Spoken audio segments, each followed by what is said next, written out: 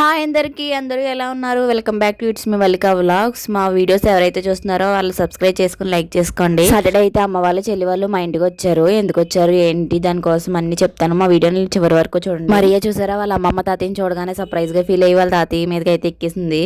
ఇంకా తనకైతే ఆనందానికి హద్దులు లేవు. వాళ్ళ తాతయ్యకి అయితే ముద్దులెట్టేస్తుంది. మా ఋత్విక్ గారు పుట్టిన తర్వాత ఇదే ఫస్ట్ టైం మా ఇంటికి రావడం. వాడు మా చెల్లి అయితే 2-3 టైమ్స్ అయితే వచ్చింది మా ఇంటికి. వాడు ఇదే ఫస్ట్ టైం రావడమో చూడండి ఎలా చూస్తున్నాడు. ఏంటి ఎక్కడికో వచ్చేసాము కొత్తగా ఉంది ఏంటని చూసుకుంటున్నాడు. వాళ్ళైతే 4:30కి ట్రైన్ దిగేశారు. 5:30 కల్లా ఇంటికి వచ్చేసారు. మేమైతే మార్నింగే లేచి వాళ్ళ కోసం టిఫిన్స్ అన్ని వేస్తున్నాను.